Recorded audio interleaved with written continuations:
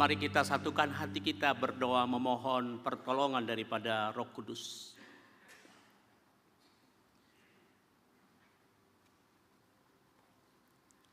Bapa kami yang di surga mulia, Engkau ditinggikan di hati setiap umat-Mu. Dan di hari Minggu pagi ini kami ada di rumah Tuhan, gereja Tuhan, tempat yang suci dan kudus untuk menyembah Allah yang kudus. Buka hati dan pikiran kami untuk bisa mendengar, mengerti firman Tuhan. Dan bila kami ditegur, kiranya hati kami rendah hati untuk ditegur. Bila firman Tuhan menguatkan, kiranya kami boleh menerima penguatan dari Tuhan. Urapi hamba-Mu ya Bapa. Tolong dia menyampaikan isi hati-Mu untuk jemaat Tuhan yang Kau kasihi ini. Jemaat Tuhan yang Kau cintai. Jemaat Tuhan yang Engkau rela mati di kayu salib. Jemaat Tuhan yang telah menerima percikan darah Kristus. Berfirmanlah, kami rindu mendengar. Dalam nama Tuhan Yesus kami berdoa. Amin.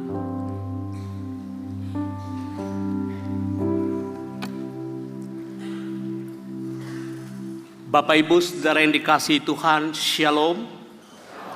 Selamat pagi. Bahasa Mandarin Ping An. Saudara-saudaraku yang dikasihi Tuhan, saya bersyukur hari ini boleh berada di gereja Tuhan GKI Anugerah Bandung dalam rangka pertukaran pengkhotbah seklasis Priangan. Saya kira saudara sudah banyak yang kenal saya, terlebih para hamba Tuhan. Tapi boleh ngecek dulu jemaat Tuhan berapa banyak yang sudah kenal saya. Tolong angkat tangan sekali. Wow, begitu terkenalnya saya sampai tidak ada yang angkat tangan, saudara. Baik.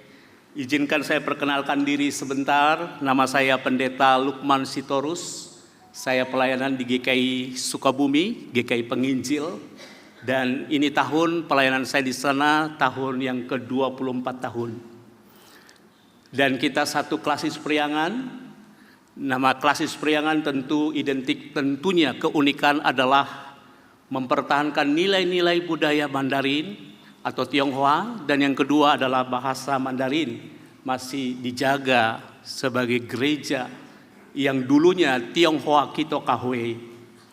Karena itu saya pun sudah diberi nama sebenarnya, nama bahasa Mandarinnya namanya Xu Tao Lu Muse.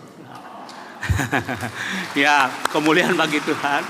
Xi-nya diambil dari kata Sitorus jadi Xi, ya. Tahu adalah kebenaran, lu-nya adalah jalan. Jadi si tahu lu adalah saya bilang si penunjuk jalan kebenaran. Sebab hanya Yesus jalan kebenaran. Saya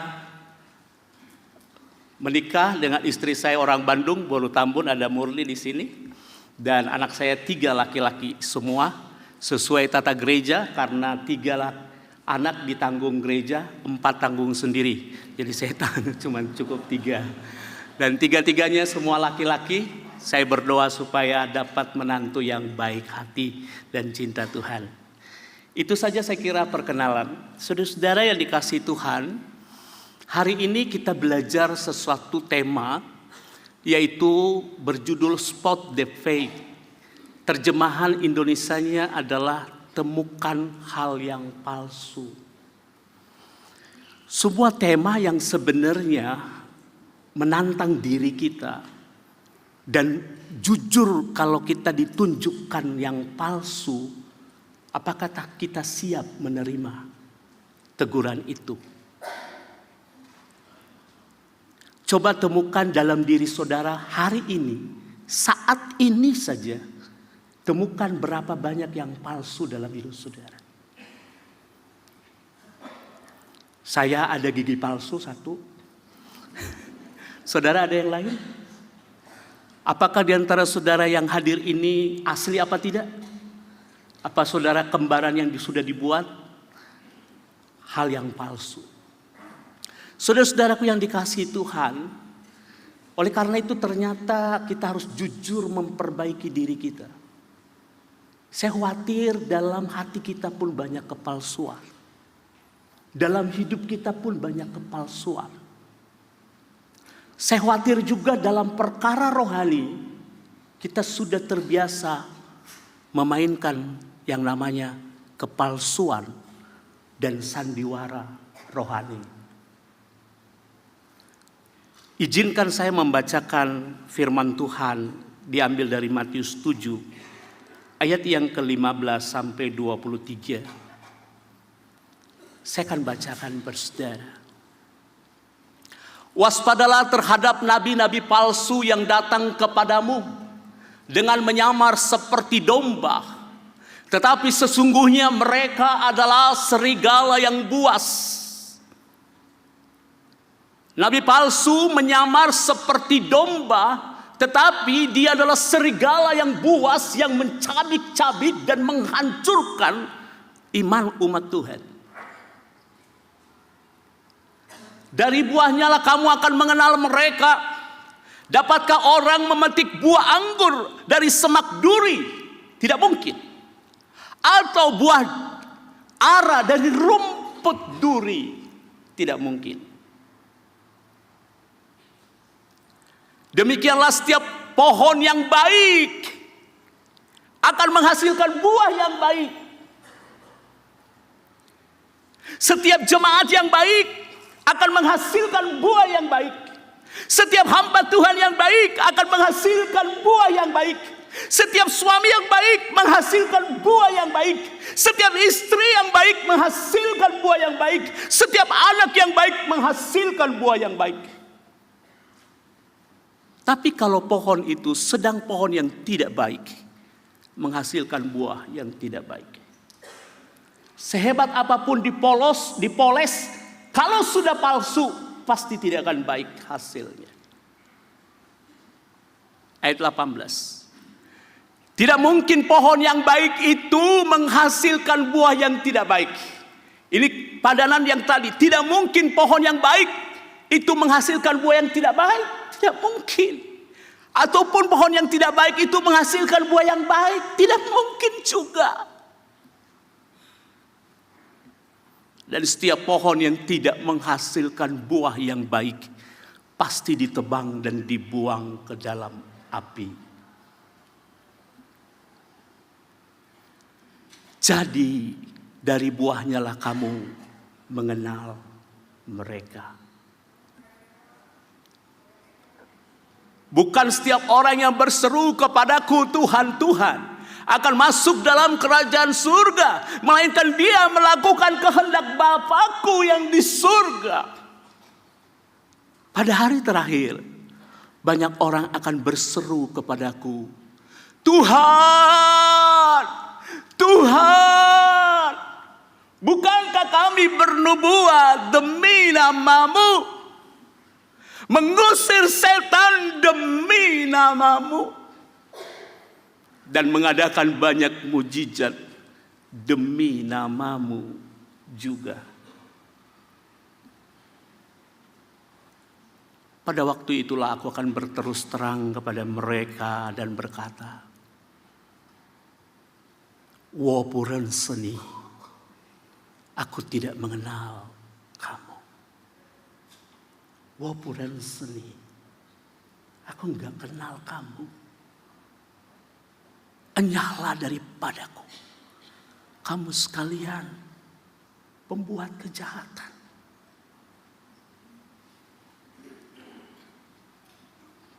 Bapak Ibu saudara yang dikasihi Tuhan, firman Tuhan yang kita baca ini begitu tajam, begitu keras.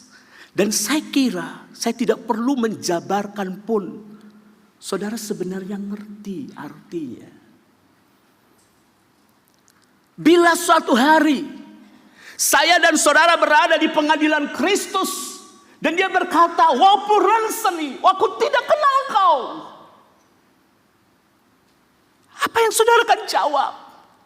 Masa Tuhan, saya kan pelayanan. Saya ini penatua, saya yakin saya pendeta. Tuhan bilang, aku tidak kenal kamu. Siapa kamu?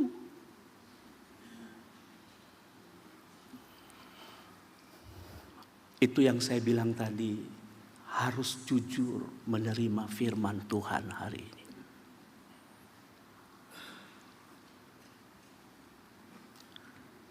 Waspadalah terhadap nabi palsu. Saya ulang sedikit.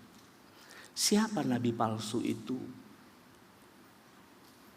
Nabi palsu sekarang ini semuanya pun menyamar dengan sangat baik. Menyamar seperti domba. Tapi mereka itu mencabik umat Tuhan. Bisa itu para pendeta, bisa itu para penatua, bisa itu para diaken, bisa itu para pelayan Tuhan, bisa juga jemaat yang kelihatan seperti domba yang tunduk, tapi sebenarnya tidak. Dia pemberontak.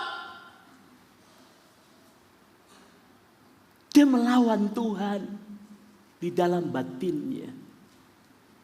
Dia dengar firman tapi dia pulang tidak melakukan apapun. Dia bisa merusak sesamanya, menyakiti orang lain, bahkan menyakiti keluarganya. Tapi tentu nabi palsu yang paling berbahaya itu adalah ketika dia menyamar menjadi hamba-hamba Tuhan. Menjadi orang-orang yang dihormati, tapi dia hanya mencintai dirinya sendiri, bukan mencintai Tuhan dan jemaat itu.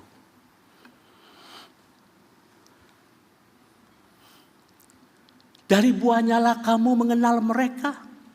Benih dan buah haruslah sama. Kalau saya berkata saya Kristen, maka hidup saya harus Kristiani. Karena saya Kristen.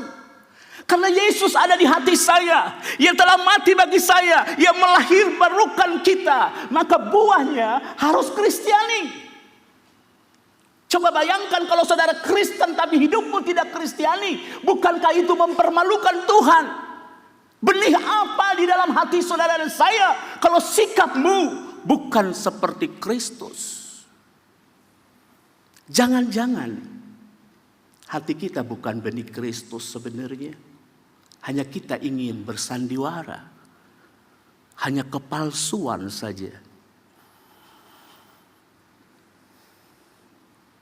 Bukankah banyak jemaat yang begitu kecewa ketika dia berkata, saya kira dia rohani, tapi dia yang menipu saya. Saya kira dia pelayan Tuhan, tapi dia berselingkuh. Sama pelayan Tuhan juga. Hatinya apa itu? Benihnya apa, saudara?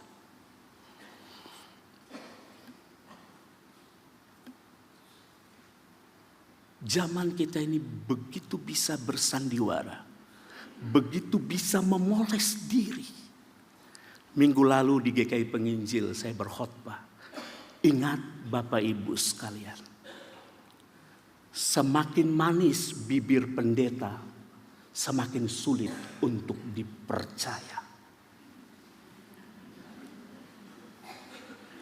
Betul ya? Betul. Kalau saudara tahu dan baca Alkitab, para nabi itu tidak pernah bermanis lidah. Sesakit apapun, mereka akan menyatakan kebenaran. Karena dia wakil Tuhan. Yeremia menegur bangsa Yehuda yang meninggalkan Tuhan. Dia ditangkap, dimasukkan penjara. Karena dia berkata akan dijajah kita ini oleh Babel. Kalian menyerah saja. Mereka bilang, nabi palsu bilang tidak, akan ada berkat, ada sejahtera. Dia bilang tidak, kamu bukan dari Tuhan. Tuhan utus saya. Kalian kalau tidak bertobat, kita semua akan dibuang ke Babel. Dia dipenjarakan saudara karena sebuah kebenaran. Pendeta zaman sekarang, beranikah masih menyatakan kebenaran? Walaupun saudara dihujat, dihina, Bahkan mungkin ditinggalkan jemaat yang saudara layani.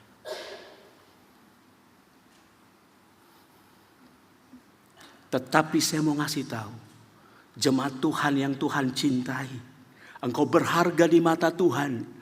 Seharga darahnya dicurahkan kepadamu demi keselamatanmu. Hati-hati dalam hidup. Jangan mudah disesatkan oleh manisnya perkataan seorang yang menyebut diri hamba Tuhan, pendeta, atau sekarang pester-pester itu. Sedih hatiku melihat semua itu. Dan saya percaya Tuhan sedih juga melihatnya. Jemaat lebih mudah mempercayai orang yang kemarin bangkrut usahanya. Terus dia bikin gereja, kuliah, sekolah cuma 3-6 bulan. Jadi pengkhotbah. Jemaat berduyun-duyun datang mendengar dia. Ini ada pendeta, hamba Tuhan, kuliah 4 tahun, dia serama disuruh baca Alkitab dari kecil sampai Wahyu. Diajar berpuasa, diajar berkhotbah, diajar hidup yang kudus. Saudara tidak mau dengar yang begituan. Saudara lebih dengar pengkhotbah yang keluarganya hancur, usahanya bangkrut. Terus dia bilang, Tuhan jamah saya, Tuhan ubah saya. Saudara, maka saudara datang berduyun-duyun mendengar dia. Hidupnya belum teruji dalam kebenaran firman Tuhan. Umat sekarang lebih senang mendengar yang demikian. Tapi saya percaya jemaat Tuhan di sini bisa menilai siapa yang saudara harus dengar. Siapa yang harus saudara dengar? Hamba Tuhan yang siapa yang saudara bisa dengar? Gembala yang bagaimana yang saudara bisa dengar? Saya punya senior di sini, Boksu Henry. Berapa puluh tahun pelayanan di sini. Yang mungkin dari sejak saudara menikah dia yang membimbing. Saudara punya anak dia membaptiskan. Kesetiaan demikian masih bisa mudah ditinggalkan jemaat. Seorang hamba Tuhan yang mengorbankan kehidupannya, menggembalakan umat. Berani jemaat itu lupakan segala penggembalaan itu. Pergi ke suatu tempat yang tidak tahu dari mana itu hamba Tuhan datang. Bukankah saudara akan mudah disesatkan? Bukankah akan gampang dihancurkan, dicapik oleh mereka? Benih dan buah haruslah sama. Pohon yang baik menghasilkan buah yang baik. Pohon yang tidak menghasilkan buah yang baik pasti ditebang. Bagian ketiga. Sekalipun pohon itu ada, kalau buahnya tidak baik, Tuhan tebang, Tuhan buang. Cerita singkat, saudara, cerita singkat saja. Di depan rumah saya kami menanam pohon jambu. Pohon jambu sudah bertumbuh sekitar 10 tahunan. Dan tidak pernah berbuah. Suatu hari saya bawa golok, saudara. Saya berkata, ini enggak bohong bener. Hei pohon, tahun depan kau enggak berbuah, gue tebang lo. 6 bulan berikutnya dia berbuah. Istri saya bilang, Pak berbuah jangan dipotong. Iya berbuah. Kalau diancam ternyata bisa juga bertobat. Itu pohon aja kalau diancam dia sadar, saudara. Ya masa saudara diancam juga gak sadar-sadar. Saudara, saya benar loh. 6 bulan dia berbuah.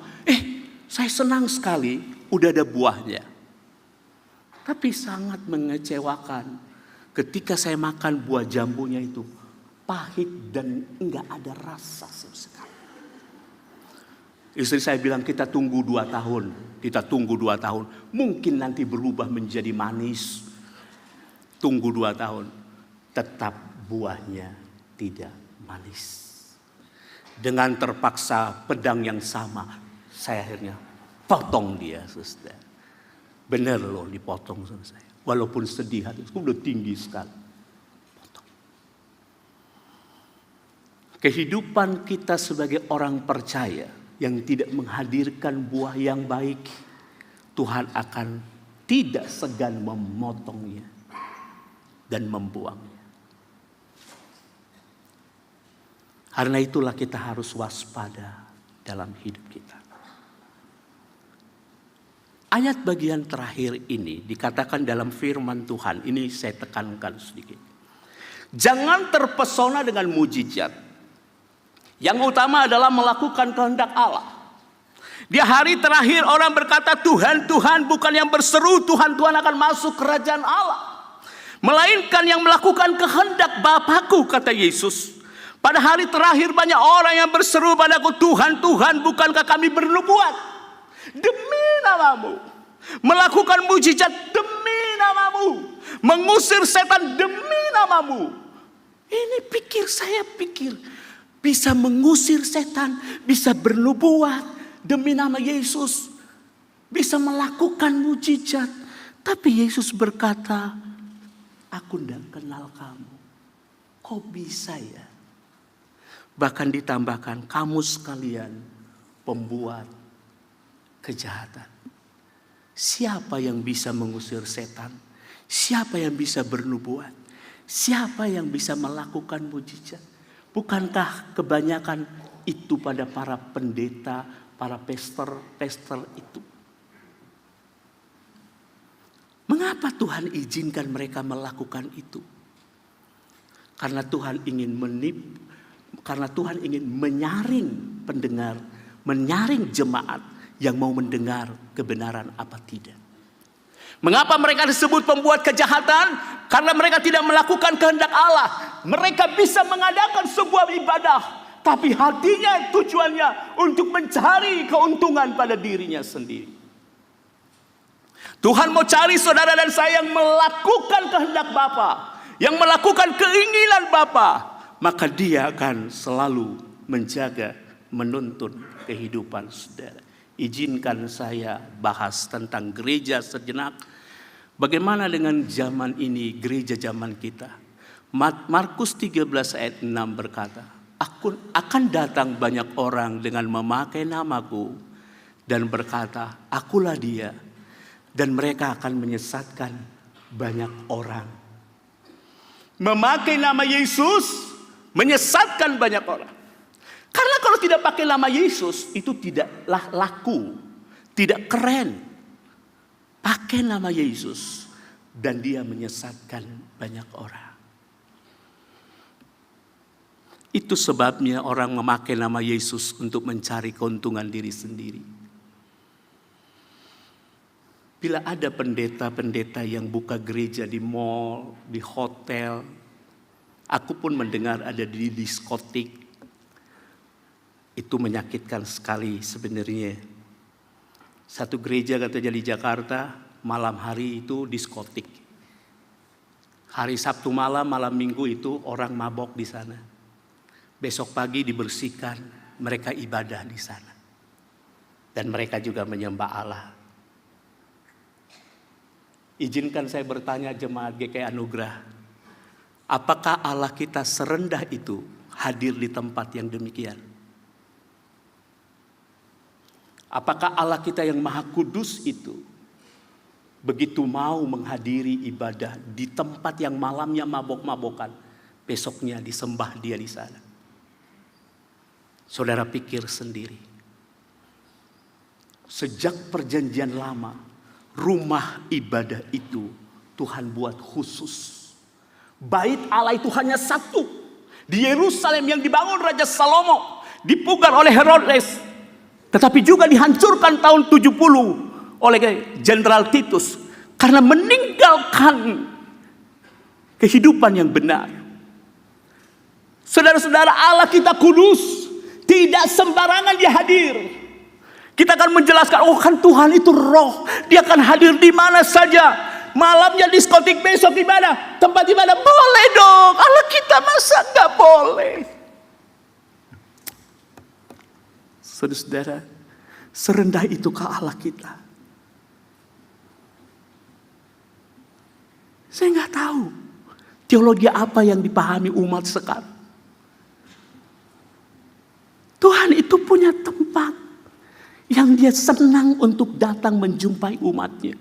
Kalau zaman Musa dia pergi ke Gunung Sinai untuk berjumpa dengan Allah. Tidak semua gunung, nggak akan segala tempat dia hadir. Emang dia maha hadir, tapi dia segala tempat. Ya masa kita tidak menghargai Tuhan?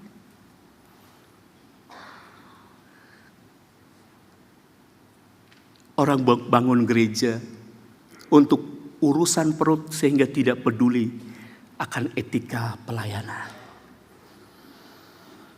Bapak Ibu, kalau kita buka salah satu Indo, saya sebut nama sedikit nggak apa-apa ya, misalnya Alfamart, Indomart begitu ya. Itu bisnis kan, dia punya aturan minimal 1 kilometer baru buka lagi. Tapi kalau gereja gimana? Ada nggak peraturan itu?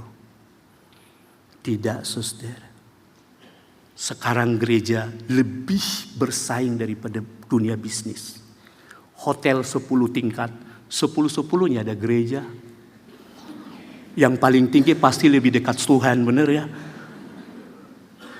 Tetapi batin anak Tuhan itu udah merasa biasa. Tapi kalau saya tidak biasa. Tahun 2000 saya kuliah di Bandung. Mengapa saya tidak mengikuti gereja yang demikian? Karena suatu hari kami merintis gereja. Pada waktu buka gereja di hotel, tiba-tiba ada lagi gereja lain di hotel yang sama setelah kami. Terus gereja ini sama, mereknya sama. Saya nggak mau ngomong lah. Yang menyadarkan saya adalah tukang beca. Tukang beca adalah orang Muslim yang ngantar jemaat. Dan dia ngomong dengan saya, "Pak, itu gereja bukan?" "Iya." "Ini apa?" "Gereja." Terus dia ngomong begini, "Kalau sama-sama gereja, Pak, kenapa nggak digabung saja?" Kena di hati saya. Coba pikir baik-baik. Kenapa yang berlapis-lapis itu nggak digabung saja? Tahu jawabannya apa? Tahu kenapa tidak? Ada yang tahu, saudara? Karena ketika sepakat mau bikin gabung itu, pertama siapa gembalanya, kedua perpuluhannya ke siapa?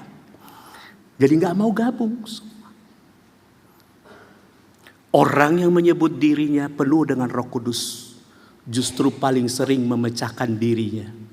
Tak ada perdamaian, tak ada kasih. Kalau udah beda pendapat cuma ngomong, udahlah kita nggak satu jalan, kita pisah, kita pecah. Padahal Roh Kudus itu mendamaikan. Roh Kudus itu penuh kasih dan pengampunan. Roh apa yang ada di hatinya? Saudara tanya sendiri.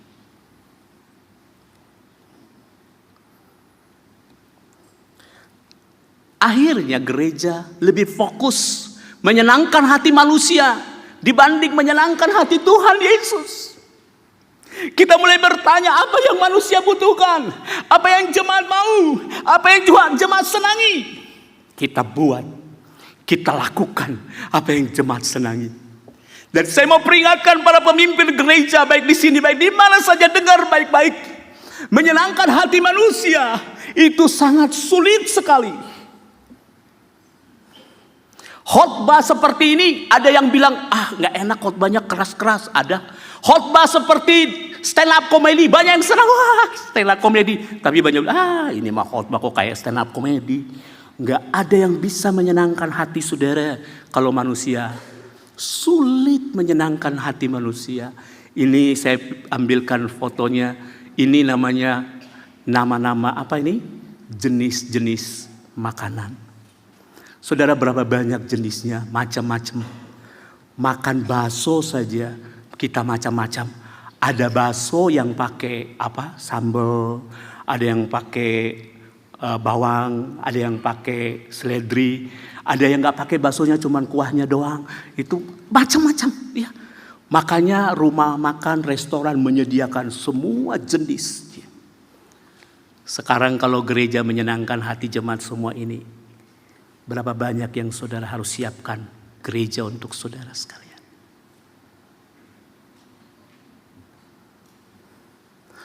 Hari ini saya hanya menyampaikan, gereja itu tidak menyenangkan hati jemaat. Gereja itu hadir menyenangkan hati Yesus. Setiap saudara dan saya bisa menyenangkan hati Yesus, engkau akan dipelihara dan diberkati Tuhan. Engkau akan dibela oleh Tuhan. Gerejanya akan dibela oleh Tuhan yang menyenangkan hatinya. Kalau kita menyenangkan hati manusia, kita telah gagal. Hai umat Tuhan GKI Anugerah, kau hadir di sini untuk menyenangkan hati Yesus yang rela mati bagimu di Kalvari. Yang satu hari nanti dia mengadili hidup kita semua. Dia akan bertanya pada saudara, selama hidup apa yang kau perbuat? Yesus hakim yang adil. Berhenti para hamba Tuhan, terlebih saya.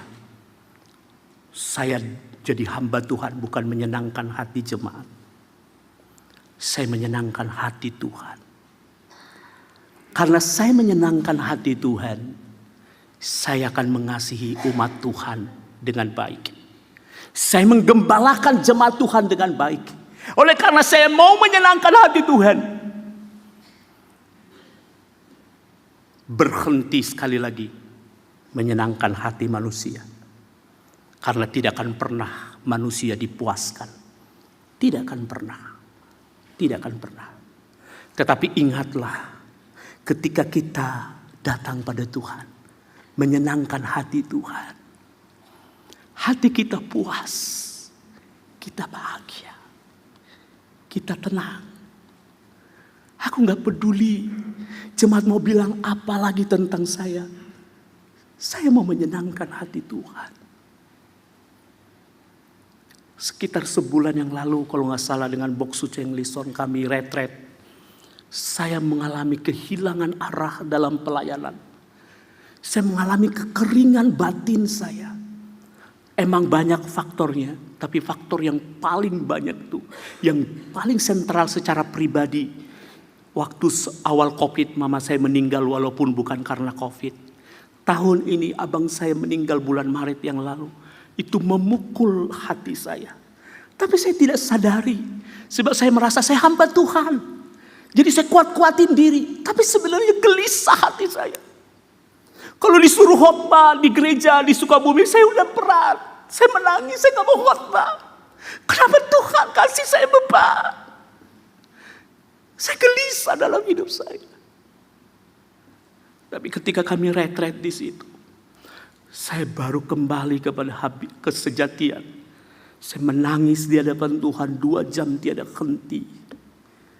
Berdoa pada Tuhan. Aku tahu Allahku dahsyat. Aku tahu dia hebat. Dia penuh kasih. Mengutus Yesus ke dunia mati padaku. Mengirim Roh Kudus membimbing saudara dan saya. Apa yang saudara butuhkan kecuali Yesus? Siapa yang saudara senangkan lebih tinggi dari Yesus?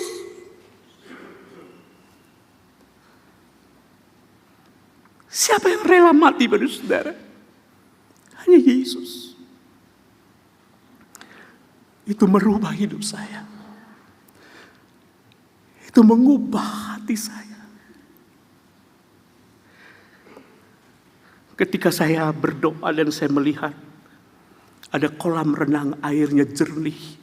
Dan pada waktu itu saya minum air. Air itu belum masuk dalam tenggorokan saya. Ini mohon bukan dicocok-cocokkan, tapi Tuhan bicara.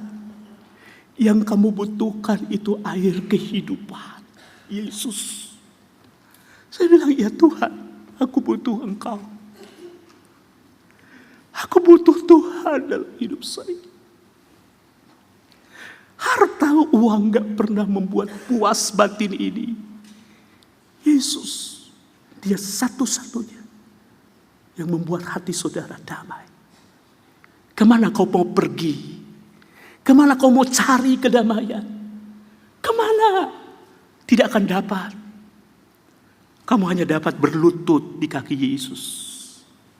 Berdoa. Kau akan berjumpa dengan dia yang baik itu. Hidupmu akan dipulihkan. dipelihara Tuhan, dan dijaga Tuhan. Kesimpulan, saudara, temukan kebenaran, maka kepalsuan gampang kita kenalin. Kalau pekerja di bank tertentu, teller itu nggak pernah diajari sebenarnya mencari yang palsu, uang palsu. Mereka diajari uang yang benar. Setiap tahu mereka uang kebenaran yang benar, maka uang palsu mereka langsung buang. Sebab mereka tahu yang benar. Orang percaya, temukan kebenaran. Kepalsuan kau bisa tahu itu palsu. Sebab hatimu dipenuhi kebenaran. Mari kita berdoa.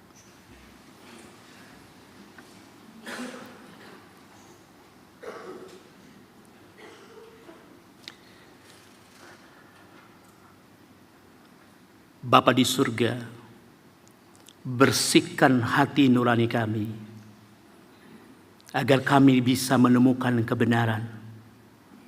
Sehingga kepalsuan dunia ini, nabi-nabi palsu pun tidak akan menyesatkan kami.